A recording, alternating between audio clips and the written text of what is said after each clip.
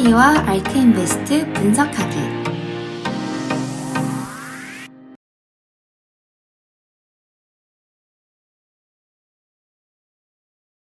안녕하세요. 체리와 알크인베스트 분석하기 체리입니다. 오늘도 어제에 연이어 뉴욕 증시는 주간 실업지표가 재차 개선된 가운데 대체로 상승하는 모습을 보였습니다.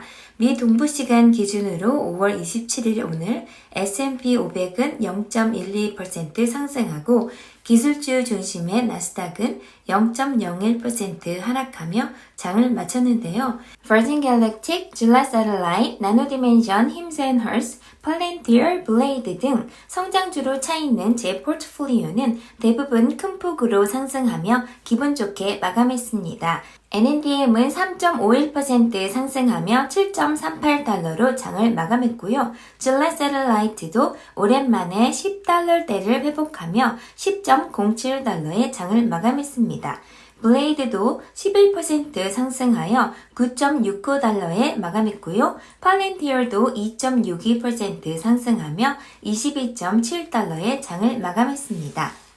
현재 미국 내 실직 신고는 초기 신고 건수가 4주 연속 하락하여 팬데믹 이후 가장 낮은 수치를 기록했습니다.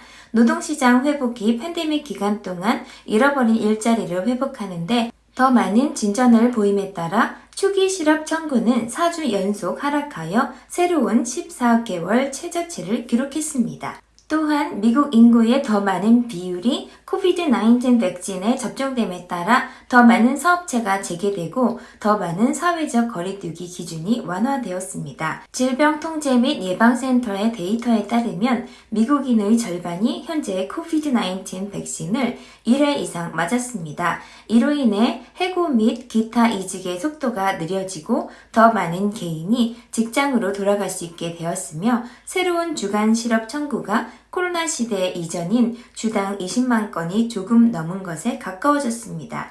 다음은 인플레이션에 관한 기사인데요. 제목이 전설적인 투자자 브루스 그린웰드가 인플레이션은 단기적으로 잔인할 것입니다. 라고 되어 있습니다. 지난 4월 소비자 물가지수가 10년 이상 가장 빠른 속도로 상승한 것으로 나타난 최근 보고서에도 불구하고 이번 주 연방준비은행 관리들은 느슨한 통화 정책에 대한 지지를 반복하고 인플레이션 위협을 경시했습니다.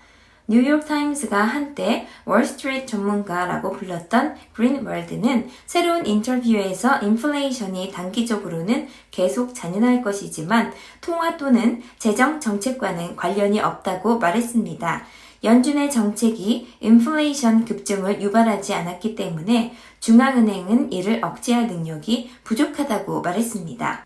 야후 파이낸스와의 인터뷰에서 그린웰드는 최근 인플레이션의 주요 원인은 코비드-19 백신에 대한 지적재산권 보호 포기를 지원하기로 한 미국의 이번 달 초 결정이라고 말했습니다.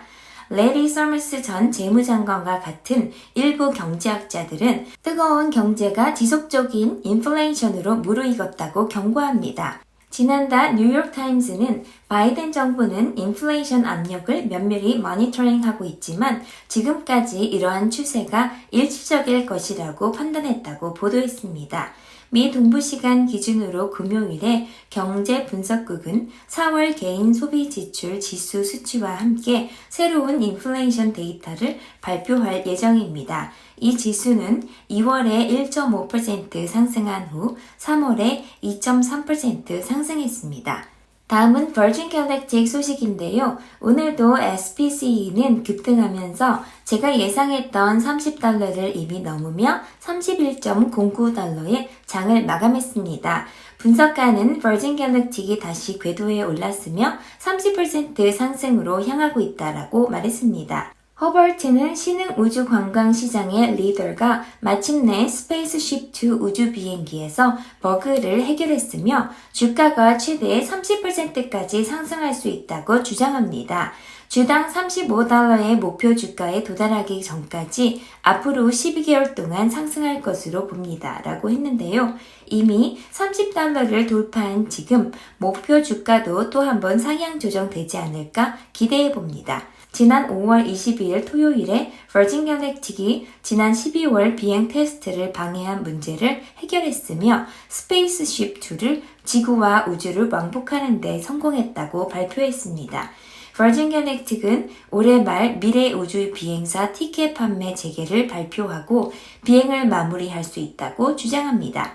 2021년 말까지 테스트 프로그램을 완성하여 2022년 1분기에 우주 비행 산업을 시작하고 수익을 창출하기 시작할 예정입니다. 그리고 이 가속화된 관광 활동을 지원하기 위해 버진 갤럭틱은 이제 우주 관광객을 태울 준비가 된 2대의 완전한 우주선을 보유하고 있습니다.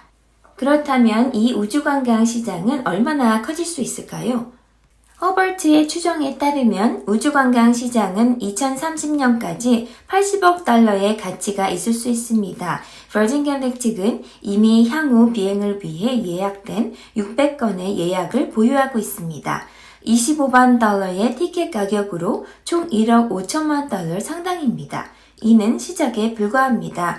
분석가는 버진 갤럭틱의 서비스를 이용할 수 있는 사람들이 100만 명을 훨씬 넘는다고 추정하며 아마도 그 이상일 것입니다. 라고 말했습니다. 전 세계적으로 1760만 명의 잠재 고객이 100만 달러를 초과하는 순자산을 보유하고 있으며 일생에 한 번은 25만 달러의 티켓을 구매할 수 있는 능력이 있다고 합니다. 그리고 이들 중 190만 명은 최소 500만 달러의 가치가 있습니다. 블루 오리진이나 스페이스X가 잠재적인 사업의 일부를 차지하더라도 버진 갤럭틱이 이 티켓을 판매할 수 있는 대규모 총시장을 남길 것이라고 허버트는 말합니다. 2030년이 되면 이 우주 관광 티켓이 지금의 2배인 50만 달러가 될 것이라고 추측합니다. 이 가격을 바탕으로 우주 관광 개척자인 버진 갤럭틱은 티켓 판매로 연간 17억 달러의 수익을 올릴 것으로 예상하고 따라서 80억 달러 시장의 약 21%를 차지함으로써 이자, 세금, 감가상각 등을 빼기 전 연간 5억 달러의 수입을 창출할 것이라고 예상했습니다. 다음은 공모가를 기다리고 있는 소파이와의 스펙사 합병에 관한 소식인데요. 소파이라는 이름으로 불리는 온라인 금융회사인 소셜 파이낸스는 목요일 거래에 투표하는 특수 목적 인수 회사와의 합병을 통해 기업 공개에 가까워지고 있습니다. 소파이의 스펙 IPO는 화요일에 거래를 시작할 계획입니다. IPOE 주주들의 투표는 빠른 승인을 받을 것으로 예상됩니다. 페이스북의 전 임원 차메트가 설립한 백지수표 회사인 IPOE는 소파이의 가치를 87억 달러로 평가했습니다. 그들은 금요일에 소파이 스펙 IPO 거래를 마감할 것으로 예상합니다. IPOE의 주식은 티cker 심볼 SOFI로 나스닥에서 거래가 시작될 때 1대1로 소파이 주식으로 교환됩니다.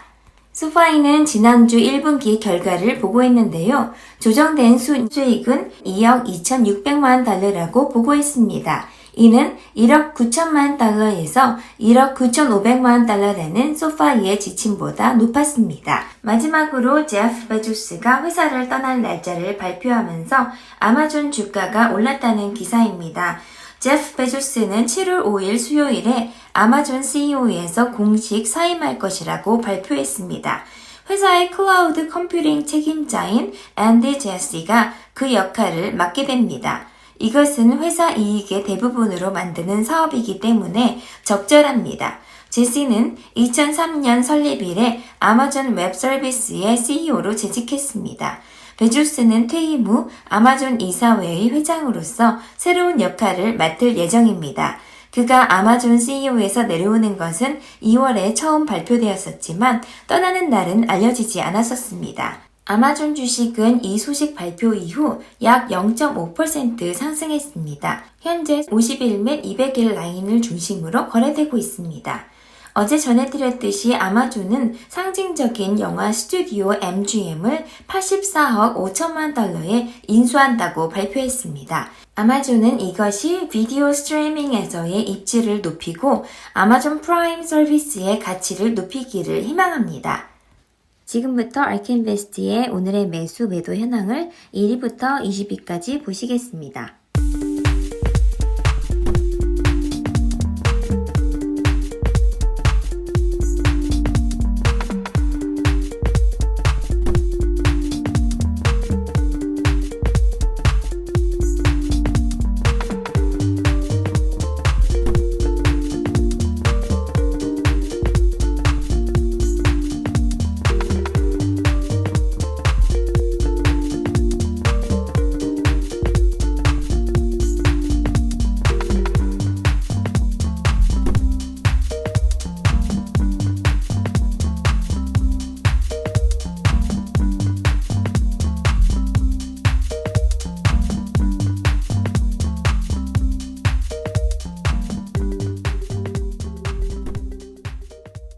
지금까지 영상이 도움이 되셨다면 구독, 좋아요, 알람 설정 부탁드립니다.